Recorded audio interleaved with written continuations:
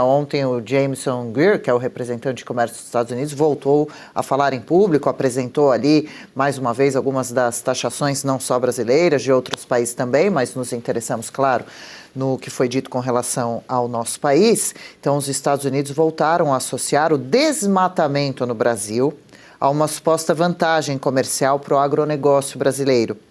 Durante a audiência no Senado americano, esse representante de comércio dos Estados Unidos, importantíssimo, já nos familiarizamos com o nome dele, com a figura dele, o Jameson Greer, afirmou que produtores brasileiros, olha ele aí, estariam sendo beneficiados por práticas de desmatamento e usou esse argumento para defender a investigação aberta contra o Brasil, com base na seção 301 da legislação comercial americana. Essa investigação foi concluída neste mês, também inclui questionamentos sobre comércio digital, propriedade intelectual, acesso ao mercado de etanol e outras práticas comerciais brasileiras. Viu, Bianca, o Greer também disse, eu vi o Ivan Kleber, nosso correspondente internacional, comentando mais cedo no Jornal do Oeste, primeira edição, que com relação ao trabalho análogo a serviço escravo, que não é necessariamente serviço forçado apenas de brasileiros aqui dentro, mas porque entenderam que o Brasil não fiscaliza se o produto que está sendo comprado, que está sendo importado ou revendido aqui dentro foi produzido lá fora por um trabalho considerado quase escravo. E esse é um ponto que pode trazer ainda mais uma taxa para cima da gente, que é aquela que comentávamos ontem, que pode ser a mais alta, dentre ali uma média, numa régua, a mais alta seria de 12,5%, é essa que já estão programando para jogar para cima dos brasileiros também, enquanto o Lula diz que não vai correr atrás, quer mandar o Twitter aí, que nem você falou, o Twitter, uma carta escrita à mão, um correio, um pombo, correio, daí façam o que quiser, porque nós não somos lambibotas dos Estados Unidos, não vamos correr atrás de vocês. Há males que vêm para o bem, não é?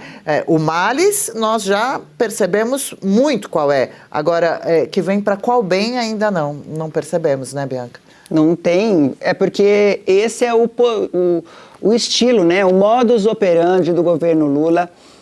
E algo que fica bem claro para a gente é como eles operam com as narrativas, com as notícias, com as informações. Como que eles fazem? Eles articulam de um modo em que os holofotes ficam todos sob um ponto de vista. Então, por exemplo, aqui é tudo... os Estados Unidos malvados estão taxando o pobre do Brasil. Olha, o Lula esteve ali para negociar com o presidente Trump.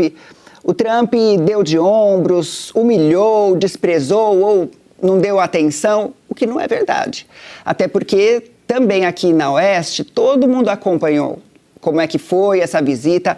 Foi na sequência também que se tirou a Magnitsky, não foi? Do Moraes. Então, quer dizer, ficou muito claro, algo foi negociado ali e não foi a questão das tarifas. Não foi. Só que aí existe esse padrão que funciona, tá, gente? Por que funciona? Porque a gente vai aprendendo as coisas através da repetição. Então, quando algo é repetido e repetido e repetido, pensa você quando você começou a dirigir, por exemplo. Você começou a dirigir, você aprendeu a dirigir, por quê? Porque você repetiu. No começo, você estava todo apreensivo no volante. E aí você precisava ficar muito atento, né? As regras ali que você aprendeu e você ficava super concentrado. Hoje, você às vezes até mexe no celular, sabe que é errado, né? Mas mexe no celular, se distrai, canta alto, né? Liga o rádio, enfim. Por quê? Porque você tem segurança. E por que você ganhou segurança? Porque repetiu, e repetiu, e repetiu, e repetiu, certo? A mesma coisa, eles contam com isso, porque assim a gente funciona. Quanto mais algo é repetido, mais aquilo vai virando uma verdade. Então, eles vão repetir até grande parte das pessoas ter isso como um piloto automático, realmente achando, acreditando que isso é verdade. É por isso que eles repetem e continuam falando a mesma coisa 1 milhão de vezes. E por isso que aqui a gente está querendo dizer a verdade, a verdade, a verdade 1 milhão de vezes. Não foi do jeito que eles estão falando, não foi do jeito que o presidente Lula está contando, não foi assim que aconteceu. Não foi assim, podemos rebobinar aqui a fita e você vai ver. Não foi desse jeito que ele está falando que aconteceu, não é essa a realidade. Isso aí é mais uma das mentiras, ou melhor, mais uma das narrativas do Lula. Pois é, Bianca, sobre Bianca, nossa audiência, e Ludmila, sobre essa possibilidade de ainda vir uma nova taxa de 12,5%, as novas declarações do Greer aí nos Estados Unidos. O governo brasileiro negou de novo essas acusações todas colocadas na mesa, diz que tem reduzido os índices de desmatamento e que considera que as tarifas possuem motivação exclusivamente praticamente política e que representa uma barreira ao comércio internacional. Eu queria que você destacasse para a gente, de novo, também essa questão, primeiro, do desmatamento, que sempre Lula tentou jogar para cima do governo Bolsonaro, né? Qualquer faísca que saísse em qualquer floresta era culpa do governo Bolsonaro. Agora, então, ele simplesmente nega que o desmatamento seja uma característica brasileira e que ainda por cima favorece o comércio, porque que os Estados Unidos dizem, eu entendo, não adianta desmatar para produzir. Há que preservar a natureza e o desmatamento para também, né, ter um equilíbrio entre vendas, entre comércio, entre prosperidade e vida longa, né, da natureza, que é importante para todo o Brasil e para todo o mundo.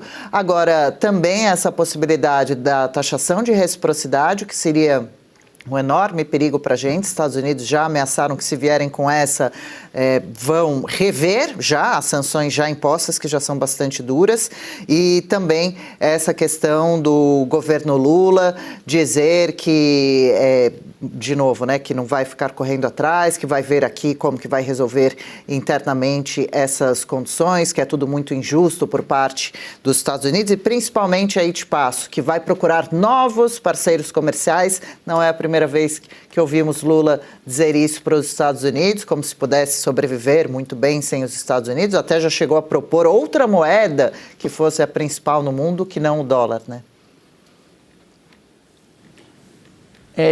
A Ludmila, eu tinha dito? Desculpa, esqueci de deixar uma deixa no final. Ludmila, você, porque Bianca acabou de falar, a gente vai revezando um pouquinho. Já a Bianca de novo, claro, também. Então, vamos lá. Essa questão do desmatamento, eu estava pesquisando sobre ela e a alegação dos Estados Unidos é no sentido de que a falta de fiscalização no Brasil faz com que esses agricultores, o pessoal que tem propriedade, que tem ali uma reserva legal, eles estariam extrapolando o que eles poderiam desmatar. E qual que é a conta que eles estão fazendo? Com isso, eles têm um espaço maior para plantar, para colocar ali os seus animais, o pessoal que é da pecuária, enfim, eles têm um espaço maior. Com isso, eles conseguem produzir mais. Produzindo mais, eles conseguem baixar o preço dos seus produtos, porque eles vão conseguir, né, vender mais e vão conseguir, consequentemente, baixar o preço individual. E isso faz com que eles cheguem no mercado com um preço mais competitivo do que o preço dos agricultores dos Estados Unidos. Então, não é nem uma questão apenas de desmatamento ilegal. Eles pegam muito pela parte da falta de fiscalização, mesmo em relação àquelas pessoas que têm grandes propriedades e que têm ali, dentro da sua propriedade, algum direito de desmatar um determinado percentual, porque as leis ambientais estabelecem alguns percentuais, estabelecem, por exemplo, a área de reserva legal. Tem uns nomes específicos nas leis ambientais que determinam a parte do seu terreno que você pode usufruir da forma que você quiser, a parte que você precisa preservar. Então, coloco ali, por exemplo, a tantos metros do início do espelho d'água, você pode começar a usufruir. Você, a partir de tantos metros, você tem que preservar. Então, tudo na lei ambiental você tem esses determinados limites. O que é a área de floresta legal, o que não é. Então, tudo isso aí está sujeito à fiscalização do IBAMA. Então, a gente vê muita fiscalização. Existe, sim, essa fiscalização, inclusive com muitas, infelizmente, muitas notícias de corrupção, de fazendeiros, às vezes, que nem estão violando nada e, às vezes, recebem ali um achaque do funcionário querendo o seu. Então, vários... Se digitar aí no Google, a gente vai ver vários desses casos, inclusive com condenações de fiscais corruptos. Então, assim, se funcionasse bem, se não houvesse corrupção, não houvesse nenhum tipo de problema em relação a isso, a gente não estaria sofrendo esse tipo de retaliação dos Estados Unidos. Mas o fato é que sim, existe a fiscalização no Brasil, o IBAMA é bem rigoroso nesse sentido, e inclusive tem os outros órgãos estaduais, não apenas o IBAMA, que é federal, mas há os órgãos estaduais de fiscalização. Existe sim, a gente sabe, existe uma parcela, infelizmente, de funcionários que são corruptos, mas, enfim, o Brasil poderia ter apresentado esses números, tudo isso aí está nos relatórios do IBAMA e dos institutos estaduais que verificam essas áreas de preservação legal. Tudo isso aí está documentado e eles poderiam ter apresentado e não apresentaram. Então, assim, a gente não tem esses relatórios aqui. Quem tem é o governo federal. Por que não apresentaram esses relatórios? Tudo isso aí tá escrito, é prova documental, não é prova testemunhal. Está documentado, está no papel. Então, pega esses relatórios, imprime esses relatórios, resume e explica para os Estados Unidos por que isso não está acontecendo. Só que nem isso eles fizeram. Eles queriam que quem fizesse, né? São eles que têm que fazer isso. Eles têm esses dados e não apresentaram. Então, aí fica realmente difícil de sustentar isso aí. Lamento muito, mas o Lula falhou nessa de apresentar os números para os Estados Unidos. Isso talvez tenha sido proposital, justamente porque ele provavelmente queria essa tarifa. Exatamente, por isso mesmo também o post pertinente de Marco Rubio dizendo que Lula não negociou de boa fé, não fez assim como a Ludmilla disse, não é, Bianca? Escuta, Estados Unidos, aponte aqui, deixa eu entender, queremos ter parceria saudável com vocês, queremos corrigir alguns pontos se estamos falhando, vamos, por favor, manter a nossa aliança, a nossa parceria, tarife-nos um pouco menos, aguarde um pouco mais, dê um tempo, vamos nos adequar, mas não precisamos dos Estados Unidos, vamos achar outros parceiros.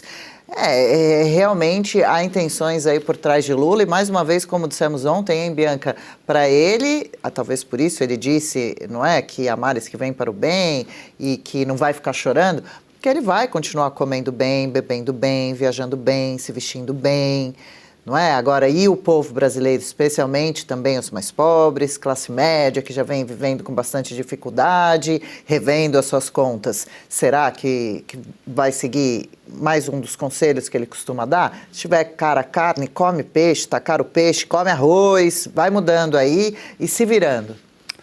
É complicado porque sabemos que grande parte da população já tem a mentalidade de um vitimismo, aquela coisa, né, de nós versus eles e o patrão versus o funcionário. Tem essa mentalidade de mulheres contra os homens ou precisamos defender, né, nosso país dos estadunidenses opressores e todas essas, né, tem um monte aí desses segmentos que eles vão colocando pessoas em caixas, né? Então, aqui você pertence, você pertence aqui. Então, a tua turma, você precisa defender, você é gay?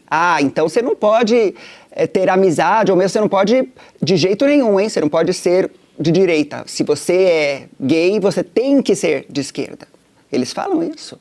A ideia é mesmo essa. A gente que conhece, tem amigos que são gays e que são de direita, eles mesmos contam o quanto que ou evitam falar disso, sabe por quê? Porque existe essas caixas em que a esquerda ama colocar pessoas. Agora, você vê, tá de uma certa forma, infelizmente, gente, infelizmente mesmo, com dor no coração, a gente tem que trazer aqui para você. Tá funcionando essa narrativa de nós contra eles, porque teve até uma pesquisa na Quest, né, essa instituição aí de pesquisa, que aponta como algumas dessas falácias de Lula têm mesmo funcionado, está crescendo a popularidade e a intenção das pessoas de votarem no Lula. Por causa disso, por causa desse blá blá blá de soberania, que ele nunca foi esse homem que fica falando de a soberania, o povo brasileiro, né, contra os Estados Unidos, não. Tanto que entrega tantas e tantas coisas para a China, porque Aí tem uma ideologia, né? A mente também, embora na China a corrupção é punida, né? Aqui não. Mas tirando isso, é o comunismo. É também o fim das liberdades, é isso que eles querem. E é, infelizmente, um fato. Pesquisas, pelo menos, têm mostrado, apontado que a intenção de voto tem aumentado em Lula por causa dessas falas dele de soberania e etc. E se você pudesse ter acesso aos bastidores do Sem Filtro e conversar direto com os comentaristas e âncoras da Oeste? Agora, isso é possível com o Clube de Membros do nosso canal no YouTube. O clube foi criado para quem quer dar um passo além e fazer parte de uma comunidade exclusiva. São 3 níveis de assinatura, pensados para aproximar você da nossa equipe. No plano apoiador, você ganha destaque no chat, figurinhas personalizadas e acesso a publicações exclusivas na comunidade do canal. Quer estar ainda mais perto da Oeste? Nos níveis Engajado e VIP, nós liberamos acesso às lives fechadas com nossos apresentadores e comentaristas, nas modalidades mensal ou semanal. Você também participa de sorteios de livros e produtos da Oeste, além de acesso antecipado a vídeos e a uma visão direta dos bastidores do programa Oeste Sem Filtro. Faça parte do nosso clube de membros e tenha acesso a lives exclusivas comigo e com todo o time da Oeste. Se você acredita na importância de um jornalismo livre, independente e comprometido com os fatos, clique agora no botão Seja Membro e conheça todos os detalhes e vantagens de cada plano.